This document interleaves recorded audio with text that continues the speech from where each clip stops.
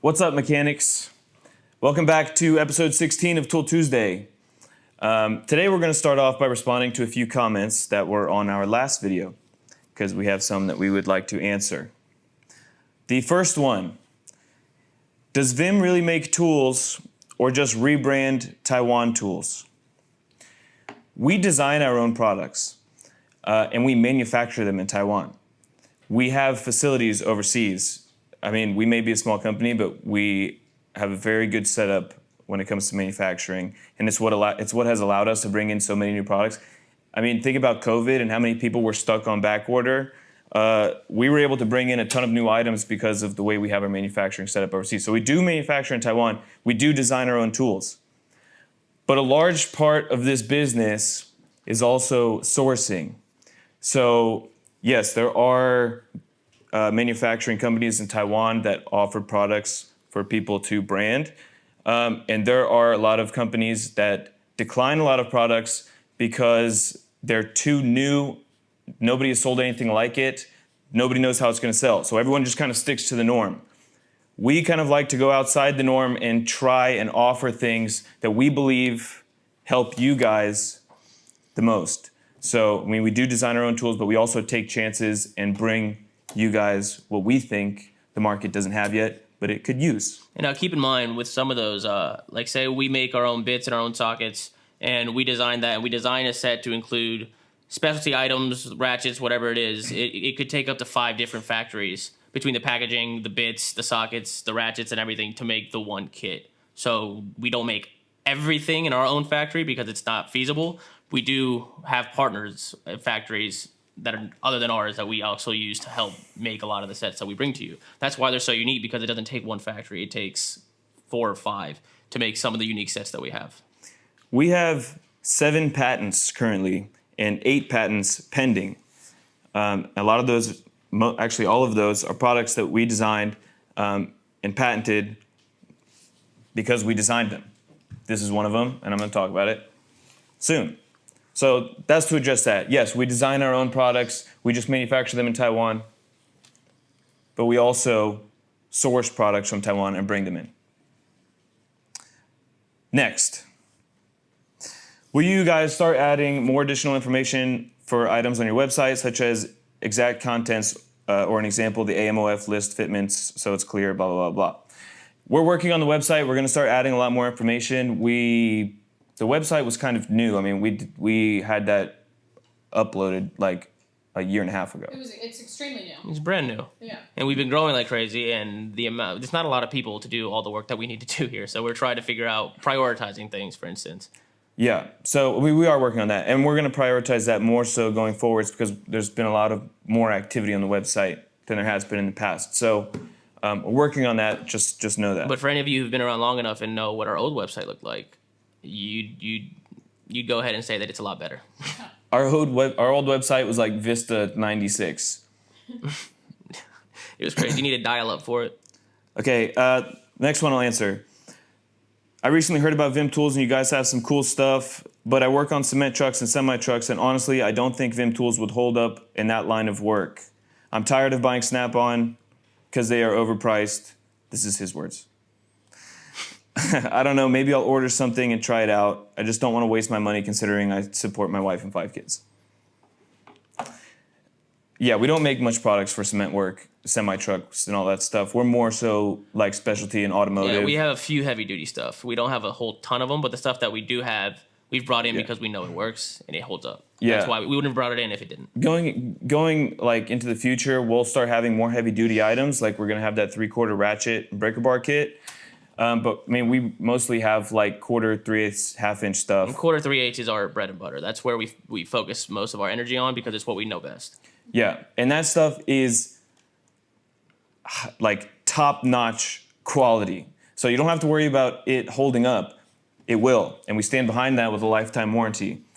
So there's your answer for that. Said also, the more we start to get HD stuff in, I'm gonna make a heavy duty section. Yeah, heavy duty section on the website, so it'll be easy for you guys to find that. Okay, cool. You want to take the next 3? What we got? These 3 right here. Say we're dropping the ball. No offense. You got to make different colors. Snap-on is red. Cornwell is blue. Mac is red. So is Matco. They all make different colors. Shoot, even gear wrench. You got to sell online to compete with pricing. Other different colors. So essentially, he's telling us we should get other different colors other than green. Now, that being said, that's something we had done in the past. Obviously, you can see we had orange, we had blue, we had green, we had red, we had gray.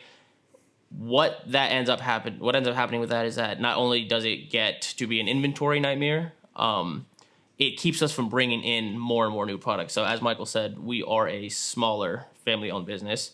So we don't have hundreds of thousands of warehouse square footage to actually bring in all the new items that we're bringing in, as well as inventory Double. 4 colors or 3 colors in each set. You're talking about essentially doubling or tripling your inventory when you're bringing in all these new items.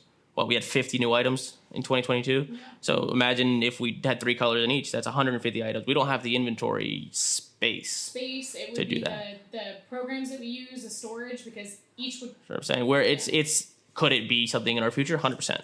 It's just something that we have to be able to manage while growing. So we have to bring in the new items that you guys want and that you guys love.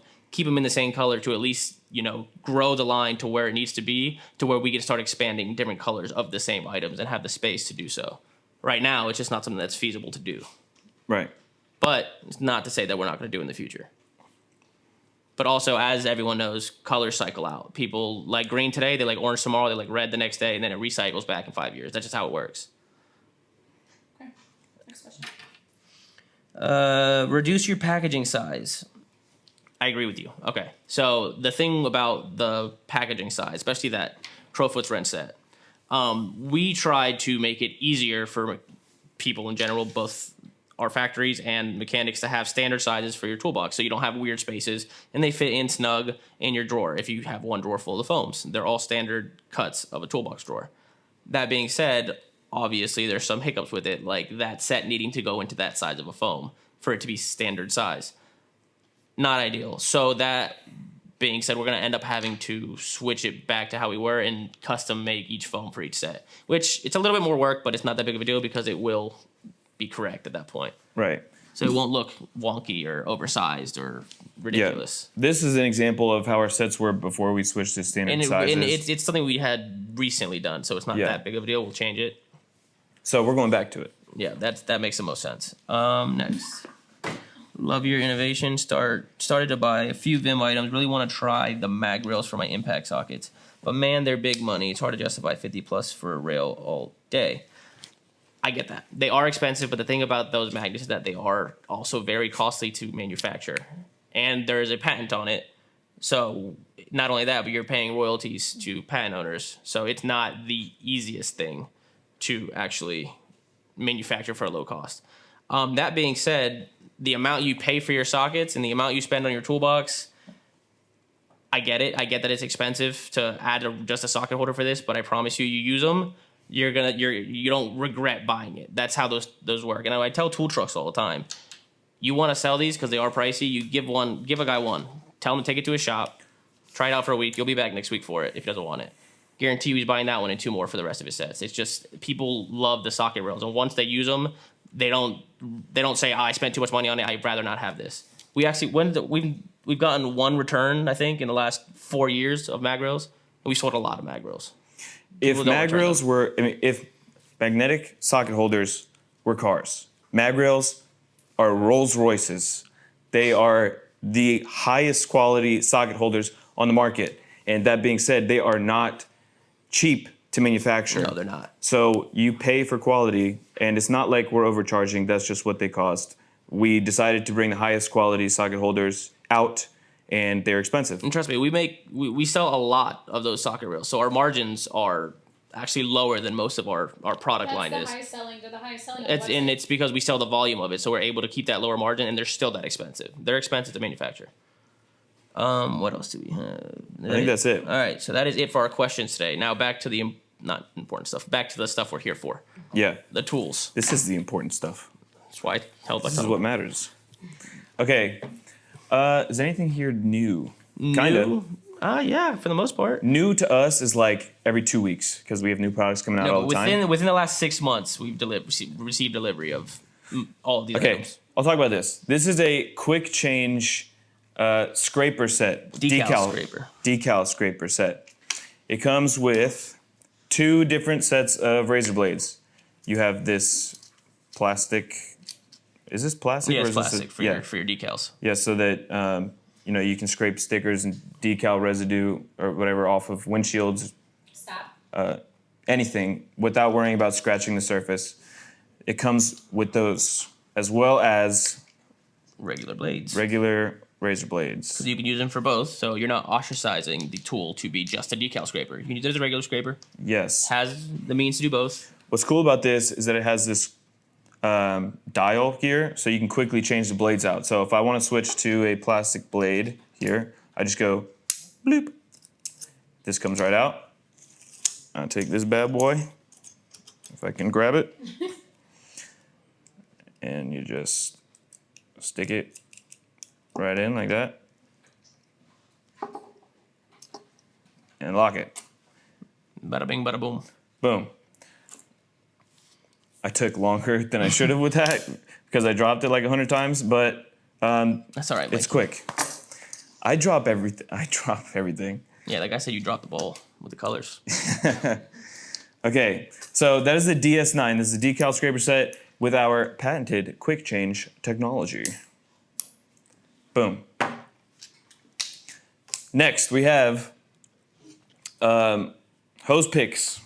It's a 2-piece set. It comes with both of these lengths. Hose removal picks. Hose removal picks. HRP100 is that part number.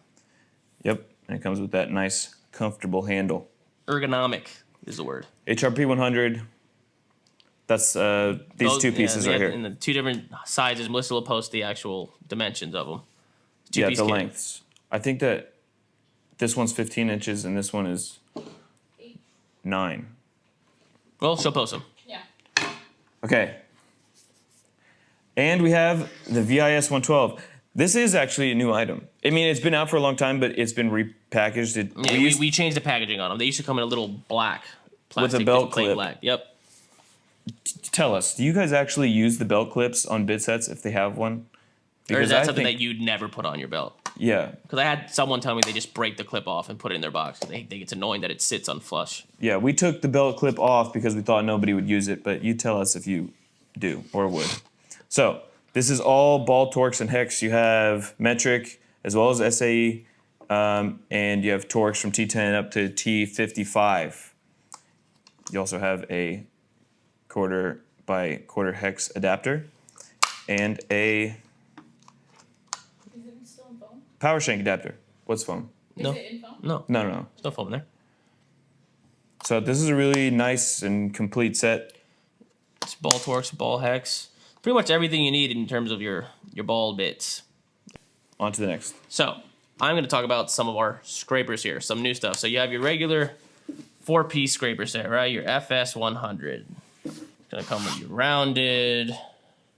It's going to come with your triangle, half round, and your flat. So you have all 4 types of scrapers here that you're going to need for any job, really, in a body shop. So, right, works pretty well. They're super durable, of course. FS100 on those. So yeah, you guys know what files are used for. You have them. But we have a set as well with our, iconic VIM ergonomic green handle. Now this 2-piece set right here is a little bit different. These are our diamond files, guys. Our diamond files, we have the triangular one and the rounded one. These are a lot more fine so that you can actually do a lot more cosmetic work so that the actual finished look is a lot cleaner on whatever you're scraping.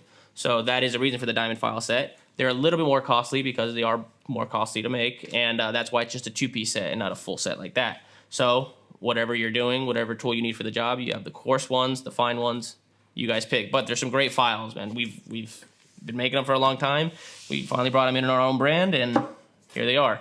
That's FS100 and DFS100 for the diamond files. Closeout of the day, we have the NDI100. That is this guy right here. It's actually a pretty neat little kit. So you're gonna have all of your long. I believe these got to be like 8 inches long, 8-inch nut drivers. It's a standard set, so it's all standard. Melissa will post the sizes. You can either use it with this screwdriver handle as a T handle, right? So it pops in there pretty easily. T handle, or you pop it back out, and you can use it as a regular screwdriver.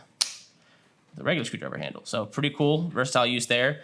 And not only that, but it also is going to come with a ratcheting T handle that can lock as well. So you stick this guy in, and then you have ratcheting one way, ratcheting the other way. Oh, this is locked. See, now it's in a locked position. And then you have ratcheting the other way. All right? Pretty neat. Not only that, but you also are going to get these two adapters right here. A 3/8 and a 1/4 inch square drive, 2 1/4 inch hex adapter. So you can stick these guys in it, and you can use a ratchet on it. You could also use this on a drill. Or wait a second. That looks short, doesn't it? Think that can go on a drill? It might, but that's not what it's designed for. You guys find out, let us know. But this is the NDI100, guys. And what's the price on it? It's cheap. It's pretty cheap. Ooh, off the top of my head, I don't know, but I'll post it. It's like $19, right? I mean, $19, guys. This is quite a set. I do recommend you go check them out on our website. Check them out. We have an NDM100 too, I think. We do have an NDM100, but we're talking about the NDI100 today. Because we do one closeout a day. That's what we're supposed to do, isn't it? Yeah. Okay. Sorry. So now next week's screwed. Anywho, NDI100. Check them out on the website. I think that's it for today. That's it. Keep asking questions. The more questions you ask, the more we can answer, the more information we can get out to you guys. So we open the feedback, the questions, good or bad. Trolls are welcome. Go ahead. No. Yeah, no, but really, that's what we're here for. I don't know many other tool companies that are on social media right now answering all your questions. So, well, the thing is, we're here to help you guys out because normally this process can only get done at a tool expo, which is as much exposure as you do get at those, it's limited.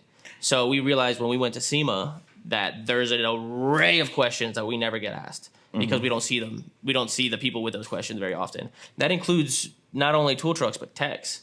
A lot of techs have questions for the manufacturer directly, and they don't get to ask them. So this is y'all's chance to ask the manufacturer directly whatever questions you might have that you wouldn't be able to ask at a show because you don't go to them.